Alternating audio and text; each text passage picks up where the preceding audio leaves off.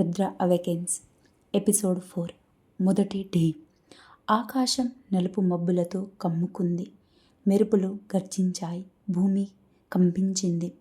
రుద్రుడిగా అవతరించిన లార్డ్ శివ కైలాసం నుండి ఒకే అడుగులో యుద్ధభూమికి చేరుకున్నాడు. అసురుడు అతన్ని చూసి గట్టిగా నవ్వాడు.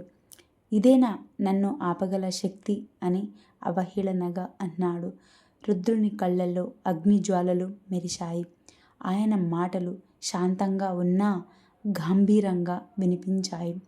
అహంకారం తన అంత్యాన్ని చేరుకుంది. అసురుడు తన గదను పైకెత్తి భూమిపై గట్టిగా కొట్టాడు. భూమి పగిలింది. అగ్నిజ్వాలలు ఎగిసిపడ్డాయి. రుద్రుడు తన త్రిశూలాన్ని ఆకాశంలో ఎత్తాడు. మెరుపు నేరుగా త్రిశూలంపై పడింది. ఒక్క క్షణం సమయం ఆగిపోయినట్టయింది. తర్వాత త్రిశూలం నుండి వెలువడిన విద్యుత్ శక్తి అసురుడిపై పడి అతన్ని వెనక్కి తోసింది. అసురుడు కోపంతో గర్జించాడు. తన మాయాశక్తితో వందలాది ప్రతిరూపాలు సృష్టించాడు. యుద్ధభూమి అంతా అసురులతో నిండిపోయింది. దేవతలు భయంతో చూశారు. కానీ రుద్రుడు స్థిరంగా నిలబడ్డాడు. ఆయన జటాలు గాలిలో ఉగ్రంగా ఎగిరాయి.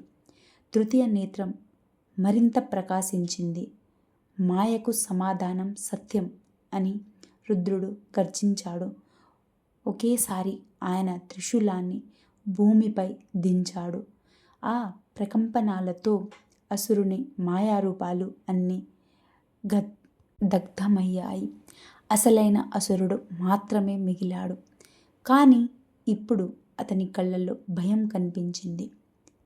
ఇది కేవలం ప్రారంభమా, లేక అసురుడి పతనం సమీపంలో ఉందా? తదుపరి ఎపిసోడ్ టీజర్. మాయల ప్రపంచం విరిగిపోయింది. రుద్రుని తాండవం ప్రారంభమయ్యింది. Thank you for watching. మరిన్ని వీడియోస్ కోసం నా ఛానల్ని సబ్స్క్రైబ్ చేసుకోండి. నచ్చితే లైక్ చేయండి.